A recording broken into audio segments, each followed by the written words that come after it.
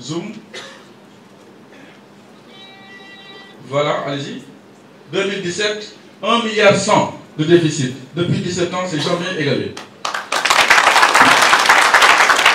Je pense qu'il faut que les gens reviennent à la raison.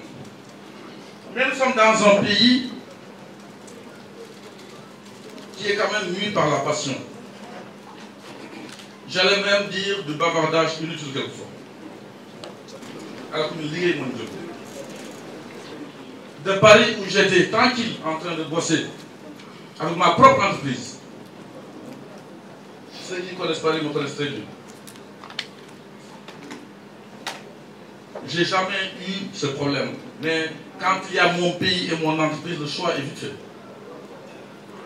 Je suis venu sur la demande du chef de l'État pour apporter une touche pour sauver cette entreprise.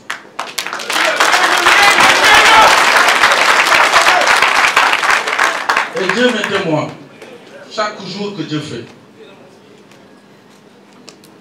des questions se bourdonnent dans nos têtes, nous, les cadres, toute l'entreprise d'ailleurs, mais surtout, essentiellement les cadres, pour trouver des solutions, sans toujours être derrière l'État à demander, à quémander. Quand on quitte 5 milliards de déficit pour arriver à 1 milliard aujourd'hui,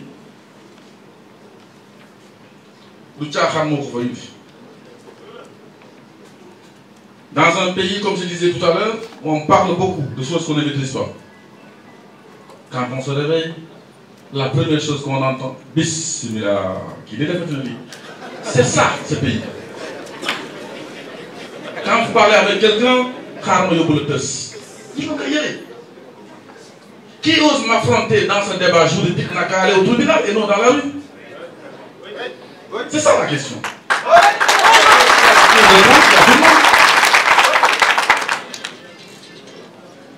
Ce qui est malsain aussi, d'attendre qu'un directeur général, votre directeur général, quitte le pays pour des raisons sérieuses, en voyage, pour le poignarder dans le dos. Je dis bien pour le poignarder dans le dos. Mais il a un dos de crocodile, ce monsieur. On lui sert des demandes d'explication. Les demandes d'explication, c'est moi qui les sers aux salariés et non l'inverse. On répond à ma place. Comme si j'avais des... Moi, c'était mon contrôleur financier, ce syndicaliste. J'ai mon directeur financier, il est là. Mon contrôleur de gestion est là. J'ai le conseil d'administration qui est mon grand contrôleur. Ça me suffit largement. On aurait pu attendre, comme l'ont fait certains pères, en disant il n'est pas là. On attend. Il y a ces dossiers-là, ça ne se traite pas dans la rue. Regardez aujourd'hui ce que je vous donne comme information. Vous l'aurez su à temps, vous n'aurez même pas eu besoin de cette conférence de clarification. Mais on vous tire dessus. Je tiens à rappeler qu'en 2011, sous l'ancien régime, presque 5 hectares ont été coupés du dépôt de Ouakam. Sans un sou pour Dakar Dem Dikk. Moi, jamais de l'argent. Sans un sou en contrepartie. Où était ce bavardeur? Je dis bien, où était ce syndicaliste? Il était là. Pourquoi s'est-il tué de façon suspecte? Tout le monde connaît ces dossiers. Je n'ai pas envie d'aller plus loin.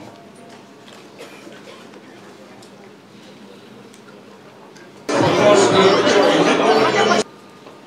nous avons apporté suffisamment de clarifications. Mais dans un pays, comme disait Youssou Ndour,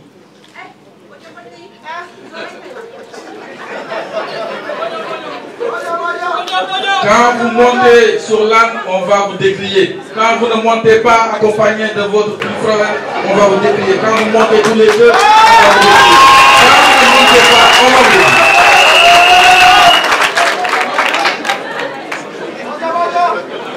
Mais la réponse, elle est simple. Elle est simple. Son morceau, Womat, a trouvé de répondant en 2017. Dohan Sorofrek.